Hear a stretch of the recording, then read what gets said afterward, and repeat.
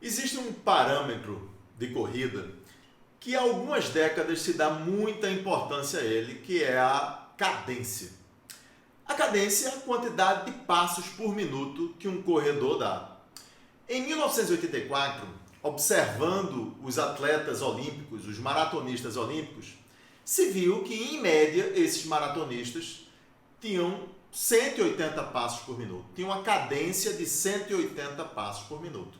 E a partir de um estudo publicado dessa observação, se estipulou que essa era a cadência ideal para todos os corredores. Mas será que isso é verdade? Será que você deve ter a mesma cadência que um maratonista olímpico? Será que todos os corredores devem ter a mesma cadência? E nós, como fisioterapeutas ou profissionais de educação física, devemos treinar os atletas para ter tal cadência? Bom, isso é algo a se pensar. Eu queria aqui trazer você para pensar junto comigo se isso deve realmente ser assim. O bom senso, para mim, na minha interpretação, me diz que não deveria ser por dois motivos bem elementares, bem básicos, mas que estudos recentes comprovaram isso cientificamente.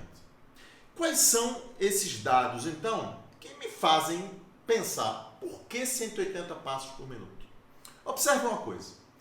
Quando um atleta tem uma determinada dimensão corporal, a sua altura, o tamanho de suas pernas define o tamanho, a amplitude de sua passada. Então, atletas mais altos vão ter cadências menores porque suas passadas são mais largas. Atletas menores normalmente têm uma cadência maior porque são passadas curtas pelo tamanho de suas pernas. Então, a dimensão do atleta, o tamanho do atleta, já condiciona a quantidade de passos por minuto que ele dá para manter uma determinada velocidade. Então, se você tem um corredor homem de 1,90 m e um corredor homem de 1,70 m correndo na mesma velocidade, é óbvio que a quantidade de passos por minuto de cada um será diferente. O outro aspecto muito importante também é a velocidade. Quanto maior a velocidade de um corredor, maior o número de passos por minuto. Quanto menor a velocidade, menor o número de passos por minuto.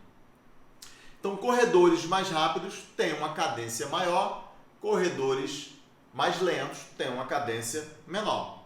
Então, se você quer aumentar a sua cadência, você tem duas alternativas. Uma é diminuir de tamanho.